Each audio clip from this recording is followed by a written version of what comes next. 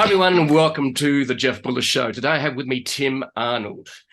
Now, we have heard of Tim Arnold, but he was a actor. But Tim's not an actor. He's actually a leadership guru. So a little bit about Tim. He spent over 2 decades helping leaders manage complexity, increase resilience, and deliver results with clients that include the United Nations, Royal Bank of Canada, Allstate Insurance, Compassion International, Toyota, and Siemens. After running both a for-profit business and a homeless shelter, he leverages his real-world experience to organisations pursue both profit and purpose and the tension between those. Tim's work focuses on helping leaders unleash the superpower of both and thinking in an either-or world. Beyond leadership and team development, Tim is an avid fisherman, and I'm curious about that. I did fly fishing for the first time a couple of years ago in Montana. World traveler, okay, I identify with that. I'm just back from Lake Como, and I've been to Canada, which is one of my favorite places on the planet, and that's where Tim's dialing in from, just outside Toronto. And he says he's a really bad hockey player. Don't know what that means, whether he can't skate on ice or he just does it without skates. His biggest accomplishment are being dad to Declan and Avryl and husband to Becky. Welcome to the show, Tim. It's an absolute pleasure. It's a pleasure to be here. I'm so glad this worked out. I'm looking forward to our conversation. Yeah, we had a little challenge organizing this because I was in Lake Como, and then you've got to set your schedule of your software to make sure it matches a schedule in the future, which was Australian time, because I'm now back in Sydney. But we managed it. So really good, Tim, to have you here. So, Tim, before we talk about fishing and bad hockey playing, no, let's just go straight to fishing. Let's go to fishing. I'd rather like fishing sometimes. Okay. Yeah, as long as people actually unhook the fish for me, and I love a fishing assistant. I love it. Yeah. That's a profession I would be open to. So what sort of fishing do? Is it fly fishing, or is it whenever I can? It's interesting, a thread throughout my life that I've always found joy, and I just feel like I get re-energized is when I'm on the water, specifically fishing. And as work became more and more and more demanding part of my life, even though I love work, I realized I needed to kind of manage this work-life tension a bit more effectively. So a number of years ago, I said, I am going to schedule fishing once a week. And I'm fortunate because I live near the water. So that can be as quick as 20 minutes in a week. But I feel like if I put it on the calendar, it's going to happen. And I don't make every week, but I make most. And right now in Canada, we've just switched to ice fishing. So it's a whole new season here. Tons of fun. But yeah, no, when I travel, I always integrate fishing into it. I don't live in an amazing fly fishing area. So when I can make that happen through travel, I am all over that. And it's always an incredibly humbling experience. Well, my dad brought me up fish. Well, Dad bought a boat when I was about 9, and we used to go out into the Gulf just off the coast of Adelaide, which is South Australia. And if I didn't catch a fish within about 30 minutes, I grabbed the book and went up the front of the boat and read. And Dad said, "What are you doing?" And I said, "I'm reading that there's no fish here." So we moved a lot. I bet you did. That's fantastic. But yeah, and my latest fun fishing expedition was going to Montana for an influencer conference where I spoke there, and love Montana, and 1 million people in one state. So it's very nicely uncrowded. So I had a fly fishing coach, and I caught 9 trout in about an hour. So I obviously had a very, very good coach. But next to me was a tech guru out of New York, and he was all fingers and thumbs, and was constantly getting his tackled, and needed a lot of untangling. But so anyway, I digress. It's not about me. It's about you. Sorry, I just digressed about fishing. But I could talk fishing any day, all day. Okay, so let's put fishing aside. Now, what was the call for you to say, I'm going to be a leadership consultant? That's really what I want to be when I grow up. How did that happen? Oh, it's a great question. I feel like there's two chapters to that. The first one is I kind of stumbled into this field. I went away to school to be an accountant, and studied and did just fine in school. But after my second work term, I started to think, oof, I don't think this is for me. My colleagues were loving their work, and I just wasn't. So I thought, what am I going to do now? So I decided I was going to just take a break from my trajectory as becoming an accountant. And during that time, I had a lot of experience working outdoors. I'd spent a lot of time rock climbing, and this kind of business degree that I just acquired and my climbing experience ended up having me do a lot of outdoor adventure guiding with corporate groups. And I kind of just found that as a way to pay rent for a while as I figured out what I wanted to do with my life. So, doing high ropes courses and mountain climbing trips and some fishing trips. But, it was probably about a year into that I went, gosh, I really like this. Now, I was in my early 20s, but I just started to recognize that, this actually may not just be a short-term gig. And I just love working with groups and specifically with professionals and this idea of leadership development. Now, at the time, I had, next to no experience. So I was a sponge to learn, and I did a lot more facilitating experiences through adventure. But as the years passed, I realized more than ever, I was so fortunate to have kind of stumbled into this profession. So that was kind of how I got into it. What was interesting, I guess the second chapter is, 3, 4, 5 years and doing a lot of kind of team building and leadership development, often in the outdoors. I was a little bit troubled by something, and that was a lot of the answers that our programs led people to seemed a little bit too easy. We're doing these adventure retreats with executives and CEOs, and they're doing these outdoor simulations or trust falls, you name it. And at the end of the day, they're like, oh, we just need to communicate more, or, oh, we just need to trust each other. And I'm thinking to myself, I don't think they needed me to tell them that, Right. So I was taken by the fact, not that that's wrong, but there's got to be something missing. And, that's actually what got me studying and researching and almost fascinated by this idea of, a lot of the real success that we have as leaders in our teams isn't just choosing one thing. We just have to communicate, or we just have to trust, or we just have to embrace change. Instead, it actually is holding two values in tension. So yes, we do need to embrace change, and we got to hold on to stability. Yes, we do need to collaborate more. But you know what? We also need to hold on to competition.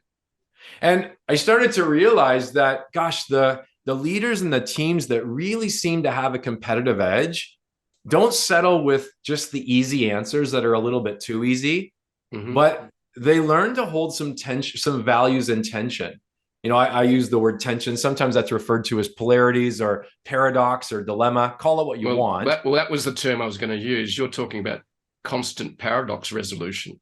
Absolutely. I mean, the analogy that I think we all can resonate with is breathing.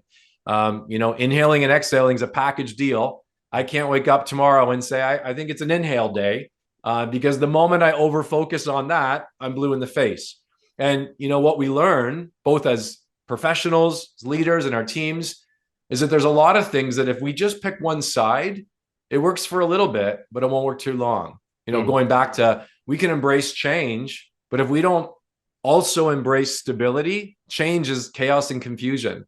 Yeah. We were talking a little bit before the show about pursuing profit, and I've ran and now sold a couple for profit businesses. But I also realize that if I pursue profit, but I don't pursue purpose, it's not very fun. And I lose my energy and my zeal for my work. So there's certain things where you realize this is a package deal. This is a paradox, and effectiveness isn't choosing one side or the other. It's learning to actually hold those values in tension. And it's managing that tension between the paradox. Absolutely. Yeah. It's interesting because it is, I mean, and I'd love to say it's just as simple as that, just manage the tension. But Gosh, I don't know what things are like right now in Australia, but I can tell you here in Canada and a lot of countries I spend time in working, we just like to pick sides. We live in a world that's becoming, more and more polarized and divided, which means just give me the right answer. I just want to know my answer, be good with it, find my people who support it. So actually learning to get comfortable with tension and realize that some things aren't right and wrong, they're right and right. It's becoming a lost art, really. Yeah, one of the things you talk about paradox and the tension between the two opposites, inhaling, exhaling. It reminds me of the Tao, and the Tao was very much the truth lies in the middle. Absolutely. And who you wouldn't enjoy a journey unless there was enough comfort and stability, but you also don't want to know too much because adventure is an adventure, right? So you want to be able to discover unknowns. You want to go around a corner, and I love the term 𝓦𝓱𝓪𝓻𝓷. In other words, to wander aimlessly and just stumble upon something. So what you talk about is very dear to my heart. I just I don't want to overplan a trip. I want to stumble into something I don't know, but also I want to be able to still have enough comfort and stability to hang on to what I do know, and it's what worked for me in the past. So, all right, so you've gone taking this, and obviously when you're taking those venture trips, you've got CEOs and leaders that are with you, and so, what you mentioned too is about the aha moments with them were just simple, but you believe there's much more lay beyond that. So when did you move beyond sort of like leadership training consulting that was wrapped in a forest to a more formal setting? Is that what happened? Yeah, and it was over years. I spent a good part of my 20s more on the outdoor adventure side. And, as that guiding season of my life was happening, I really started to dig into the research around paradox and tension. And I started to do a little bit of writing and publishing around that. And I found that, there's a lot of amazing theories and models out there in leadership and in business and in teams, but this is one area that there's just not a lot of conversations around it, actually getting comfortable with tension and leaning into key tensions. So both just out of personal interest, like, again, being trained as an accountant, being raised in a very restrictive religious household where everything was right and wrong. This idea of right and right and getting comfortable with tension, it was life-changing for me. So, I was fascinated with it on many levels. So I spent a lot of years researching, as you talk about the Tao, Lao Tzu is onto something. I'm not the first person to talk about this. I mean, this has been around forever. And the more I dug into it, the more I realized that, this idea of identifying and managing key tensions is just so foundational to leadership. And, I started to do a lot more work with emerging leaders. And, one thing I noticed often, if you're working with emerging leaders, usually, they're so excited when they're at the beginning stages. They're just overwhelming joy and excitement, and the world is theirs. And sometimes you would kind of do a follow-up program 6, 7, 8 months later, and man, some of that excitement has been lost. Some of that excitement turned into discouragement, sometimes even cynicism. And I found often it wasn't because what they were doing was wrong. It was they just treated every challenge they faced with this either or approach. Everything was right or wrong, good or bad. And they didn't have the ability to navigate these tensions. So, I spent more and more time creating, both writing and speaking and training folks to, again, if something's right and wrong, choose the right answer, be done with it. But to go beyond that and recognize that the more you lead, the more you tackle the hard stuff, the more you're trying to launch something innovative and new, you'd better be comfortable with tensions, and you better have some skills that can allow you to manage those tensions well. I took a 10-year break. It started to be just a few years where I sold a business and I thought, I'm going to just change this up. So I started and ran a 40-bed homeless shelter And I was going to just kind of provide some help to get it off the ground. Well, I ended up staying almost a decade. And I recognized this isn't just for profit. This isn't just leadership. This is any hard challenge you take on. You're dealing and wrestling with these tensions all the time. You know, in our shelter, all of a sudden, we recognized that every day we'd have people come through our doors asking for help and support. And we knew as a staff, on one hand, we had to be unconditionally accepting. You know, no matter what you do, no matter what you have done, you're accepted here. And we had to hold people accountable. You know, that it's that tough love, gentle love. We had, you know, a small staff that would say, you know, my managers who kind of ran the shelter, they'd say, okay, for this place to be a fair place, we've got to be consistent. No favoritism. We've got house rules. Everyone knows them. You know, that's a safe, fair place. Well, I have my coaches who worked one-on-one with our homeless friends saying, wait a minute, what you would ask of this resident, you'd never ask of this person because of their experience of trauma or mental health. Fairness isn't everyone gets the same thing. It's that everyone gets what they need. It's about individuality. Yeah. And you need to see this wrestling match. Is it consistency or is it individuality? Until one day we went, oh, it's both. And if we want to live out our mission and vision, it's not going to be picking one side or the other. It's both. Yeah. So, you know, Jeff, it seems like wherever I'm working or whoever I'm working with, there's always a few of these just unavoidable tensions. So, you know, I probably based just on stage of life. I'm not guiding expeditions these days, but I am spending a lot of time on stage and in training rooms helping folks, embrace this gift of tension in new ways. And it really allows folks to kind of go to the next level of effectiveness. Yeah. Look, you mentioned, so I don't normally talk about religion, but I'm going to actually open that like crack in the door, because you mentioned restrictive religious practices that you were brought up with. I totally get that. I was brought up with restrictive religious practices as well as a conservative Christian, fundamentalist Christian. So, and I recently read Portnoy's Complaint by Philip Roth. It's a story, very graphically written, and was a complete, it just upended the publishing world back in the 50s because he talked about all sorts of forbidden things. And it's a story of him battling, well, it's a novel, but I'm sure it's 90% of it's biographical. But he talked about the fact that it's very much, Phil Roth was a Jew, so he was brought up in a very restrictive Jewish religious background.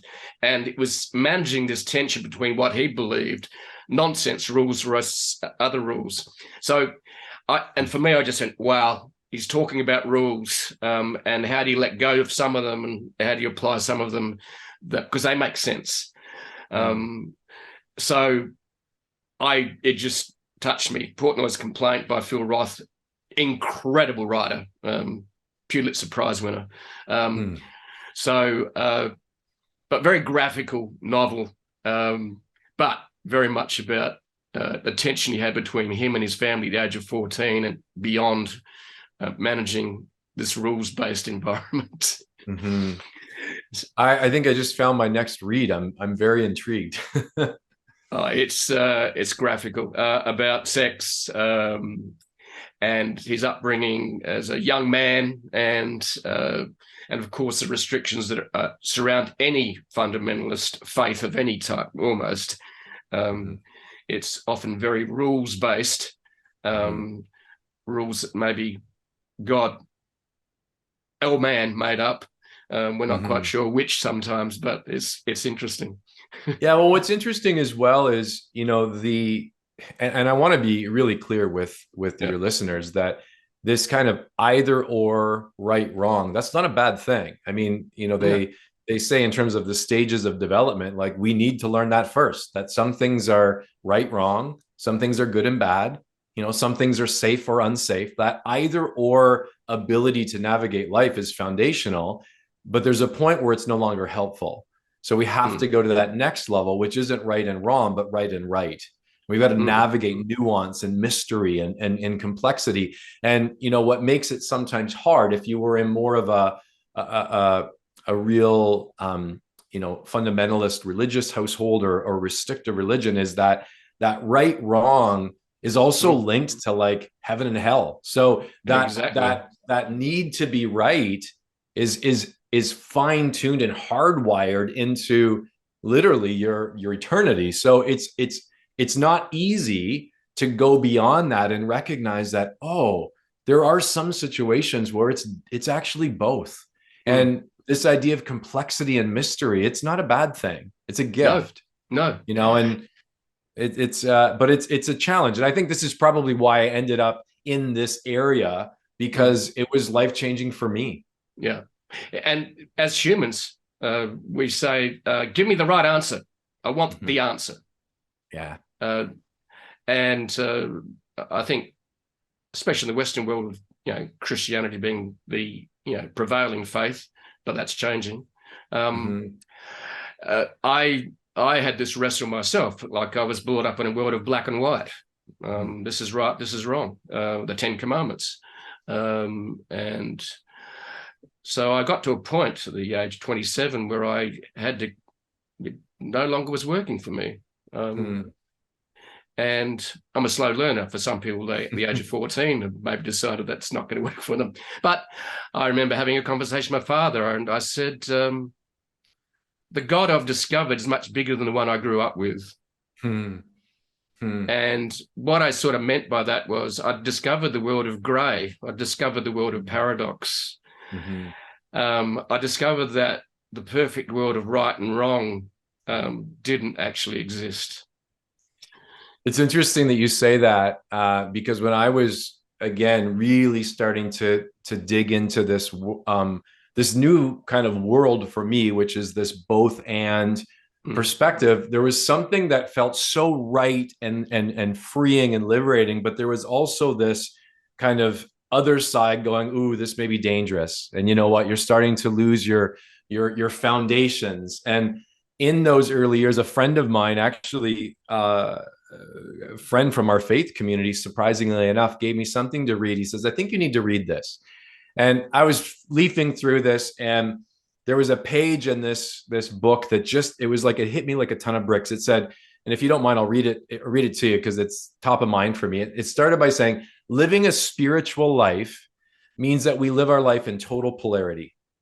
It means that we're at ease in between spaces. And the author goes on to say, between traditional and progressive viewpoints, between rational and emotional responses, between taking action and just being there, between solitude and leisure, between fasting and feast, between discipline and wildness. And she ends by saying, if you're not living a spiritual life, you get stuck on one end of the spectrum or the other. And you end up bland, lukewarm, mediocre, and isolated. The last sentence is, the only way to live a spiritual life is to be able to touch both sides at the same time, becoming more aware of who we are, whom we choose to be, and in challenging times, how we show up. And I mean, the words hit me in a powerful way, but what was even more fascinating, Jeff, was that was written by Saint Teresa in 1515. And, you know, I recognized, gosh, how did I miss that? You know, how have I only be able to navigate the world through this right, wrong, either or perspective? And, you know, it was things like that I think gave me the confidence to say, no, I think it's almost like I'm stuck seeing the world in a very black or white way. And there's a lot of color I'm missing. And, you know, that would be kind of how this work has impacted me. But, you know, I've seen it transfer all the way to the boardroom and to our organizational teams and to how we approach our businesses. We still have this, you know, things have to be right or wrong. Or if something's wrong, just give me the solution. But the idea of saying, you know what, maybe it's a tension to manage. Maybe it's a right and right. That's hard for folks. It's uncomfortable. Yeah. And I think understanding that life is a constant paradox is something that as humans, we'll always struggle with, because we just say, give me the answer. I want an answer. Give me the answer. I want the plan. I want to know exactly how this is going to play off. And, you know, and there's certainly, and I'm a fan, and believe me, I'm a planner. I've got strategy. And kind of like you're traveling, some of it you figure out as you go. Yeah. And some of it actually, that's where the magic happens. So Yeah. even that, I think, is a healthy perspective on not only leadership but life, right? Yeah. Yeah, exactly. And there's a new technology to help us with right and wrong. It's called Chat GPT. So I've heard. Artificial intelligence. It fixes everything. Wow, that is another topic. We won't quite go there. It sure is. We could spend lots of time there.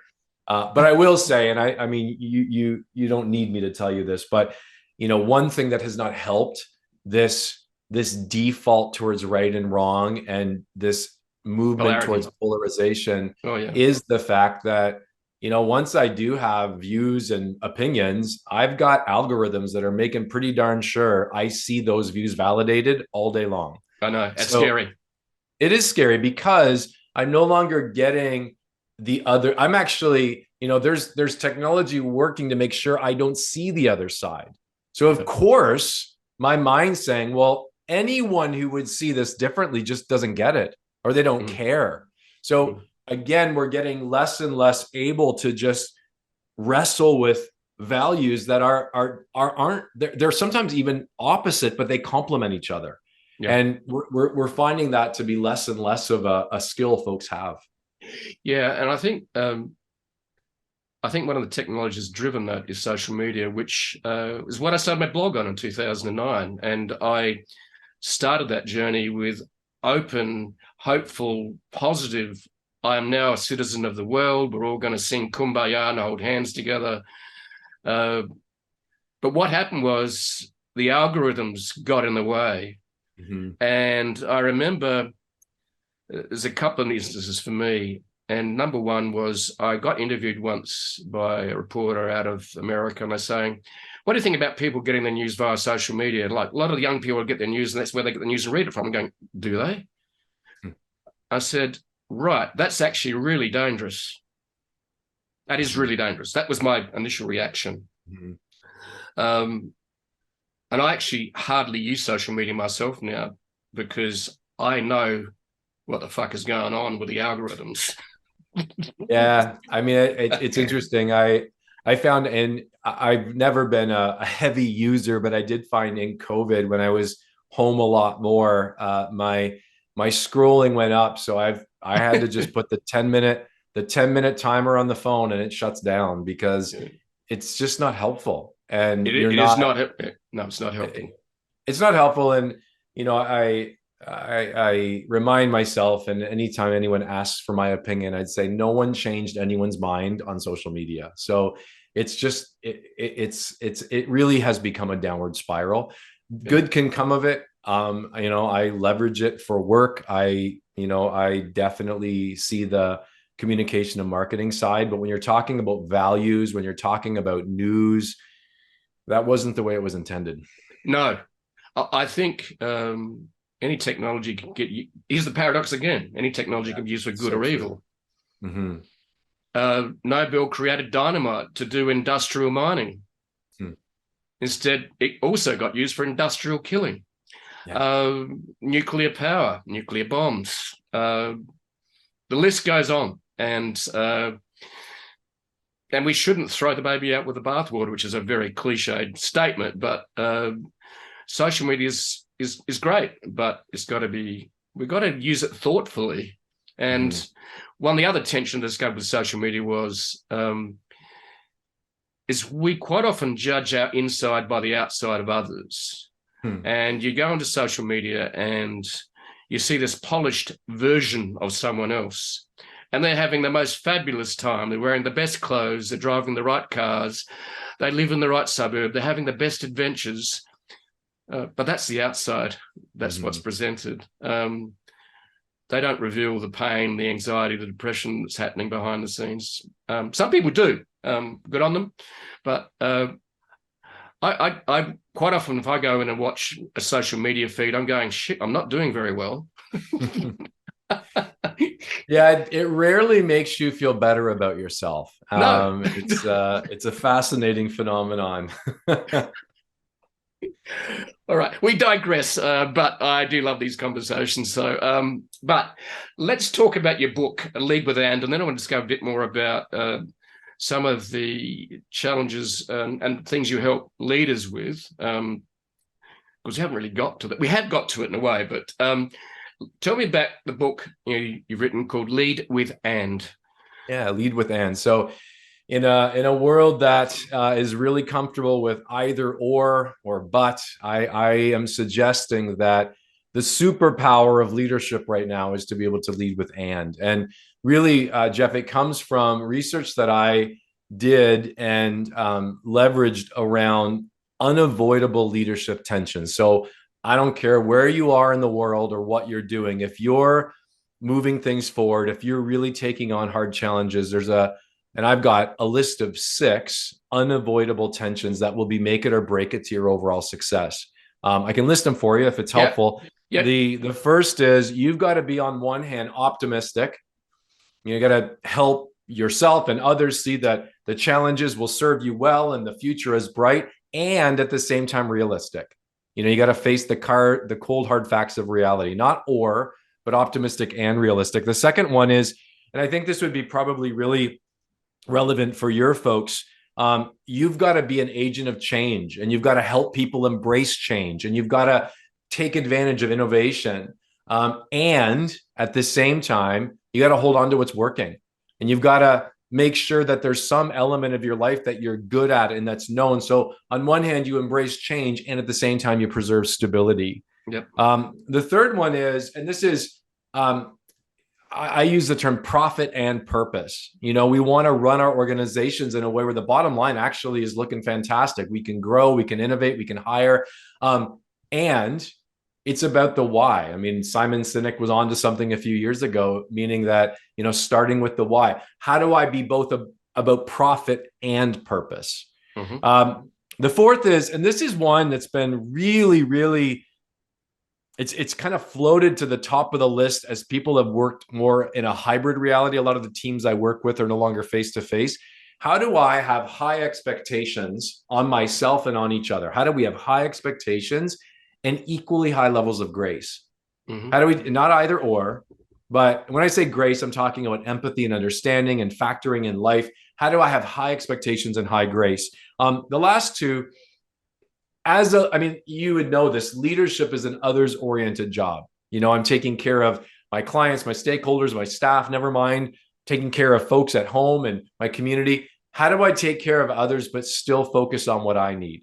That's my fishing one day a week. Like, what do I do to make sure that I'm focused on self and others? And the last one is, how do I be someone who's confident? At the end of the day, I'm helping people move forward. I'm serving people by what I'm offering, my product, my service. So I need confidence, and at the same time remain humble. And humility is not weakness. Humility is the disposition of there's always something new to learn. Yep. So how do I be confident and humble? And my hunch is, you may not use the words I'd use, but those 6 tensions, you're wrestling with them every day. But if you get stuck in an either or mindset where with any of them, you just want to choose one side, neglect the other, even if it feels good in the short term, it will undermine your business. It will undermine your leadership. It will divide your team. So how do you name those to say, folks, this is the business we're in, and then manage them well? So I don't know, I'll pause there. Does that resonate with you? Thoughts? I just thought of a new title for your book. It's called The Leadership Paradox. I like it. I like it. Then the next title, I love it. Because you've just talked about 6 paradoxes, really. Absolutely. And I totally agree with you. Like, we've got to live in this tension between the known and the unknown. Too much unknown creates anxiety. Too much known makes you boring and not growing. So, it's life is fascinating, to say the least, and I still want to continue to make it a journey. So part of my paradox at the moment is leaving the known, Sydney, and then going exploring the world and working for 2 months in another place. Yeah, and I think if we as humans travelled a bit more, and we're open to realize that everyone's got different ideas, and and live different ways, and they're neither right nor wrong. For example, in Italy, quite often stores aren't open on a Monday, or they shut between 12:30 and 3:30. And in our modern consumerist world, we go, how dare they shut the shop? But they've actually learned to live. It's so interesting, Jeff. I would say, when people say, how do you get better at, understanding paradox and leveraging and managing tensions? And one of the, encouragements I have to people is to travel. If you are in a situation where you can kind of get out, and I mean, that ideally would be, somewhere outside of your proximity, but it could even be hang around with people different than you, deliberately work to spend time with people who see the world differently. And, what you realize through relationship is that, this different approaches and complexity, and it's actually a great thing. It's uncomfortable sometimes, and it's easier just to be around people and ideas just like me. But my favorite quote of the last few years was author Susan David said, "Discomfort is the price of admission to a meaningful life." And, I've got that on my office wall, because I'm like, that's where the magic is, right? Yeah, exactly. I love that. I'm just writing it down. Yeah, Dr. Susan David, discomfort is the price of admission to a meaningful life. Doesn't mean that we want to be unhappy and we're, causing ourselves pain, but it's just, recognizing that I got to push myself. I got to experience new things. I want to be pushed. There's an element of human nature often referred to as the confirmation bias, which means that when I have viewpoints, when I have values, I want them affirmed. That's why, if I'm leaning to the political right or the political left, I'll usually read magazines or go to news sources that support that point of view, because it makes me feel better. And yet, what we need to do is actually fight that confirmation bias and say, no, if I'm here, I actually want to see things and expose myself to things on the other side. Not, and it's this disposition, not that I'm wrong, but there's something I can learn. I don't have to exchange my viewpoints for yours, but I can expand my viewpoints. And, I think it was Niebuhr that has the quote, "Our truth is never the truth." If I can hold on to my values and actually have very strong values and principles and morals and viewpoints and, ideas on how the company should be run, and expose myself to resistance and to pushback and to different opinions, well, then we just make better decisions. Then we actually, experience life in a whole new way. I totally agree. And I think, if anyone hasn't got a passport and hasn't traveled, go and get one tomorrow, and go and get slightly uncomfortable on the other side of the world. We don't even speak their language, but it's amazing what you can do with sign language and a wink and a nod and a smile. But I do miss English conversations, because that's my language. And I do love word wrangling and love dinner parties where you take the piss out of each other and play with words, use satire and irony, which some countries seem to struggle with. And it's, get yourself a passport. And and the price of travel is a bit more expensive at the moment, but it's going to come down. But I feel grateful I've been able to travel so much and speak in different places around the world, and understand that my point of view is not black and white. It's not right. I've still got a lot to learn. So let's lean into what we talked about before. We live in a very complex world. In fact, most of the things we deal with under the bonnet, there is technology we just don't know how it works. It's called software. So the biggest tool in the world is the internet. It's huge. It's only been around since really usable form since 1995, 94. So what is the challenge you have with helping businesses manage complexity, and how do they distill it into simplicity, which is something that's I found very, very important. In other words, how can we help people make sense of complexity without dumbing it down too much? So I'd be interested in your thoughts. Yeah, well, I actually think you named, and especially in your audience, I think probably one absolutely critical tension to be mindful of probably every single day is, how do we embrace complexity and simplicity?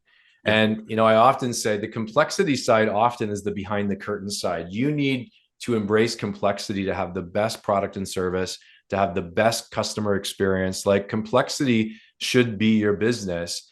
And yet, somehow you've got to be able to get that to your client, to your stakeholder, to your end user in as simple way as possible. Sometimes I would say it's even business complexity and communication simplicity. Can you make this incredibly complex thing in 3 simple steps? I worked with author Donald Miller, who does a lot of communication training. And he said, I don't care how many steps there are in how it works, you'd better be able to boil it down to 3. And if that means you've got to kind of truncate a bunch, that's great. But, our mind gravitates towards 3s. We remember things in 3s. It's not shocking that, a lot of our phone codes and, safety measures are in 3s. So, I don't care how complex your business is. If I'm sitting next to you, you'd be able to say, hey, Tim, you know what? It's really simple. You start here, then we do this, and you end up here. Oh, I get that. Now, there may be 100 other sub steps in the way, but now you've allowed me to lean forward as opposed to step back. And by leaning forward, you can I'll ask more questions. Okay, well, tell me more about that first step. Well, you can give me more complexity once I'm hungry for it. But if you overwhelm me with it, I tune out. And I don't know if your listeners have talked much about the curse of knowledge. Is that something you've talked about before? It's not something I created. I believe it was Chip and Dan Heath. I totally agree with the curse of knowledge because it gets in the way. All the time, right? I mean, the essence is we know what we do at a 10 out of 10 level. And most of the folks that are listening today are dealing with very complex things. Your customer, your stakeholder, your client knows it at a 1 to 2. So we're like, oh, I've got to simplify this. So we're convinced, because we know that buying happens or, people engage at that 1 to 2 out of 10 level. So we simplify it. We're like, we've got it. We've got this complex thing down to that 1 or 2. And we think we're there, but we're still usually at a 7 or an 8. Yeah. And of course, that curse of knowledge is that gap between 1 or 2 and 7 or 8. So again, the tension to manage, and I don't even like the term dumb it down, because no, you keep embracing the complexity. That's your job, but you've got to be able to communicate it simply. You got to make the experience simple. And when you can manage that tension well, your business stands out from the pack. Yeah. I had an aha moment while we were chatting about this, and the front end is the simplicity, which is the UX for the customer. The back end is complexity. Absolutely. I think that's a great way to put it. Yeah. Because the journey to present a simple product to the world is quite often a journey of years. That is a journey of complexity. But the UX in the front end is simplicity. That was my aha moment that I've never had before. And thank you for this conversation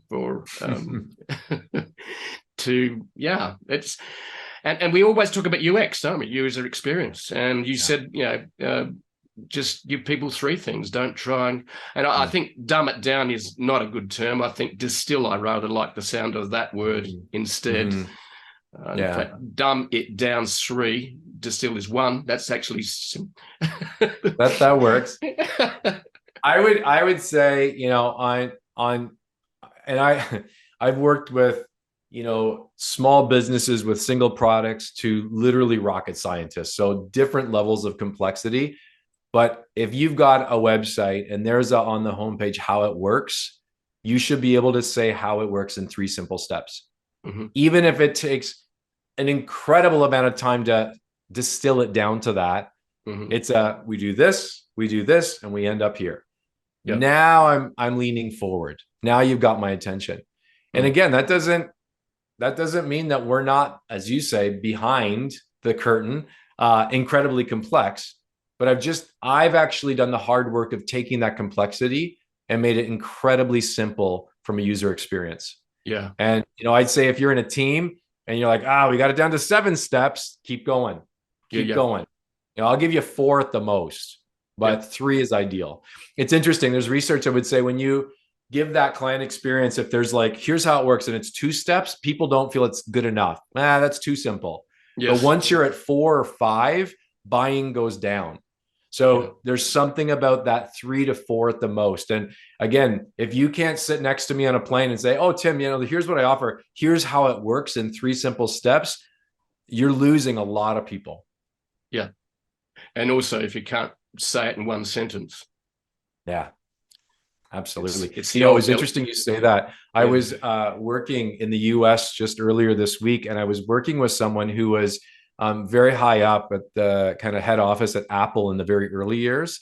And she said everyone just would dread getting on the elevator with Steve Jobs because it didn't matter who you were. And again, the company was small at this time. If you were the only person, he would look you in the eye and say, explain what you do for this company in 5 words or less. And if you couldn't do that, she said there was hell to pay. So she said everyone had their 5-word sentence. And I thought, oh, that's fantastic, though, that you better know your value in that clear, simple of a statement. Now, she had other things to say that weren't as fantastic, but that was, I thought, pretty cool. Yeah, cool. Yeah, one of the reasons I write is actually try and manage complexity to simplicity. Yeah.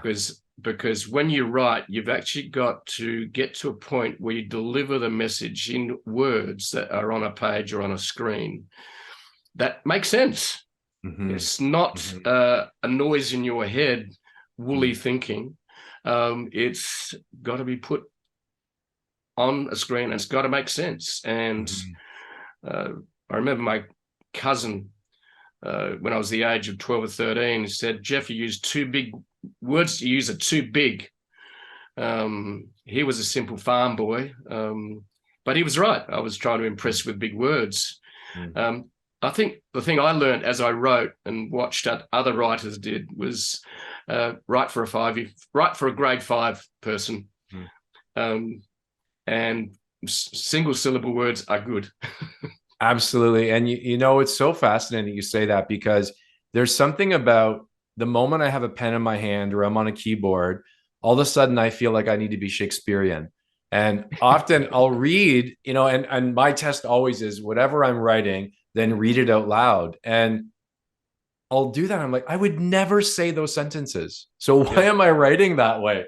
And, I think the more, the litmus test for me is keep reading it out loud. And if you wouldn't say that in a podcast or to a friend, don't write it, because it's not helpful. It should be as simple and conversational as possible. And I would say that too about folks, if you're working on web copy, it's not helpful to sound incredibly sophisticated and complex. Be conversational, make it simple. And, if I've had people push back sometimes and say, well, we have a very sophisticated technical audience. Yeah, but what if their cousins come across your information and they want to refer you to that technical person? It should make sense to everyone. So don't just feel like you only need to speak to this one incredibly technical avatar that is your customer. Make it work to their second cousin. No, the more accessible, the better. I totally agree. And that's the fun of writing for me, is trying to trying to distill it. And we've used distill way too many times, but that's okay.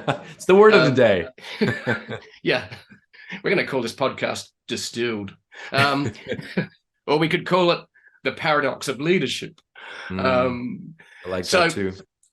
So maybe before we wrap it up, I'd like to understand your process before was you used to take them into the woods, scare the shit out of them and get them to learn something. Like get them on the edge of a cliff, get them to ford a river.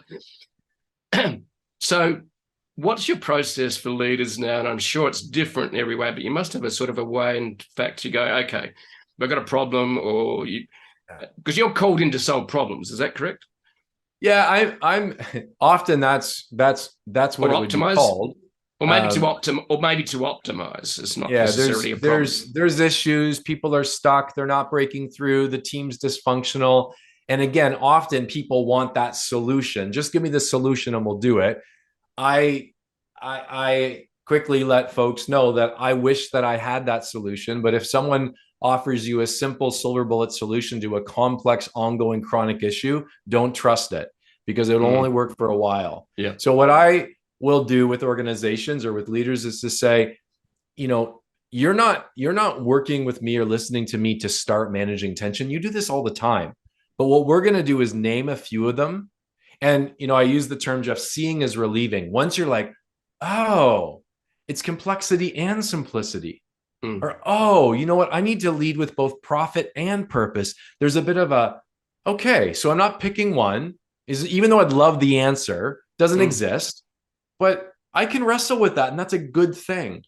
And then we work on skills. Like, what are some skills that it takes to manage tension and paradox well? And there's some basic skills, you know, learning to step up your curiosity. There's some communication tips that, you know, really trying to obliterate the word but from your vocabulary and replace it with and. You know, there's actually learning to, at times, choose courage over comfort. When you're in meetings or where you're working with folks making decisions, to say, ooh, I'd like to just kind of walk away from this, but you know what? This is a good conversation. Yeah. So, you know, I'd say for anyone, and I can certainly help you find a list for your folks to look at, but there's always one or two make it or break it tensions to any business, you know, to anyone's leadership journey. There's going to be a couple make it or break it tensions. And I'd say you need to name them. And then you got to learn a few skills to manage them well. Okay. And if you can do that, you've got an incredible competitive advantage in a world that's actually becoming more polarized and divided and just wants the right answer. Right. Yeah. It's in this complex world that gets increasingly complex. But we do have the tools to help us manage that complexity. And I'm just thinking about the title of your book, Lead with And. Really, the and is the bridge between the paradoxes, isn't it? It really is. That's just it. So, you know, in a world that would like to use or but, you know, you realize that, oh, it's change and stability. Oh, it's competition and collaboration. Oh, it's confidence and humility. Well, you know, by having that paradigm, seeing it through that and lens, you recognize that, yeah, this isn't a pick a side. Again, going back to breathing, this is like inhaling and exhaling. It's a package deal. And if I can treat it like that, well, this is actually now starting to work for me instead of against me. Yeah, I love it. So just to wrap it up, and what are some of the top tips you would say for leaders to work on? What have you observed along the way that you think leaders should embrace? How would we distill what you've learned along the way that leaders need to know? Sure. I'll give you a couple that I think can be really simple and helpful at the same time. I think one thing that leaders need to remember is that I don't need to agree with someone to learn from them. And in fact, if I put myself in situations where generally I agree with everyone, my learning disappears. So I've got to seek out opportunities for resistance and pushback. And, you know, if you're in a positional leadership role, that actually is something you have to look for. I want people to push back. I want to have conversations with people who see things differently. I don't need to agree with you to learn from you. And that's a belief that you have to remind yourself over and over again. I think the other, you know, I'd say to that, Jeff, a sentence that you should get really comfortable with starts with just the simple words, help me understand. You know, when you see it, you sense a little resistance, you sense a little polarization, just say, hey, Jeff, help me understand. You know, and sometimes I'm candid. Hey, I don't see it that way. Help me understand where you're coming from. Or this matters to you. What are the values that you're fighting for there? You know, and the other thing I would say around that is in again, a world that is becoming very divided, really seek out connection. You know, and I'm not going to delve into politics and social issues, but again, going back to algorithms, it feels as though if, for example, politically, I'm on this side and you're on that side, we have nothing in common. Our values are nothing. Well, you know what? We probably have 95 to 97% of our beliefs and values in common. There's only a short list of a few that aren't. So rather than focusing on those, actually be that person who finds common ground. Hey, you know what? I don't feel like we're aligned there, but I bet we agree on this. Or, you know what, I think we're both, sometimes I say, fighting for the higher purpose. You know, we both are looking for this. And, you know, I often say, you can tell a real connector by the parties they throw, because they're the most eclectic group of people, you know, in terms of just, you almost go, how is this group together? But I think this gift of connection and making those connections is a huge piece. And I mean, again, super simple, but be very mindful of how often you use the word but. And every time you do, try to replace it with and. You know, and what happens is sometimes if I'm feeling a little bit of resistance from you and I'm like, oh, but Jeff, instead I'm like, and sometimes it just makes me say, and Jeff, explain it a bit more because I'm still not there. Or I use the word and I realize, oh, wait a minute, we're seeing this from different perspectives, but there's a lot of common ground between our ideas. So, you know, again, going back to lead with and, if you only from this conversation take away, I'm going to be really skilled and deliberate about integrating the word and in my conversations a lot more, especially when I feel resistance, especially when I sense a little polarization. It's game changing. Yeah. I think what you've described as skill as per a leader is, when you said, help me understand, is you're actually invoking the practice of active listening. Now, the problem with the but means I heard you, but I'm actually not listening to you. In other words, I want to, in other words, I'm not listening to you. I'm imposing my thought on you, because the but tells me your statement doesn't mean anything. And I love the use of the word and. It just slows down your thinking, because if you're telling me your point of view or something and I say, ooh, but Jeff, that means halfway through you talking, I actually stopped listening and my mind was working in my response. And the moment I use the word but, you know it, you feel it. If I use the word and, you know, it's interesting. There's a lot of evidence that would say most people don't always get to have to have their way, but we all need to know that our way was heard and factored in. And, you know, a lot of times, again, I've seen people who are very polarized that they don't need to get their way, but they do need to be heard, legitimately heard. And as you say, that's where that active listening comes in for sure. Yeah. That's one of the most powerful things I think any leader can use. And so I've really enjoyed our conversation, Tim. It's been an absolute pleasure. I've learned a lot, as I normally do, from interviewing some of the smartest people on the planet that have learned a lot along the way. And you certainly have learned a lot along the way. And I'm honored to have you on the show. And I have just, it's been an absolute pleasure. Thank you very much for sharing your insights and experience. Oh, thank you. This has actually been just a total delight for me.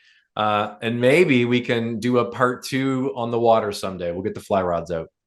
Mate, I would love that. I really would. But as they say in the Northern America, they go, buddy. We'll do that together, buddy. Yeah. Over here we say, mate. So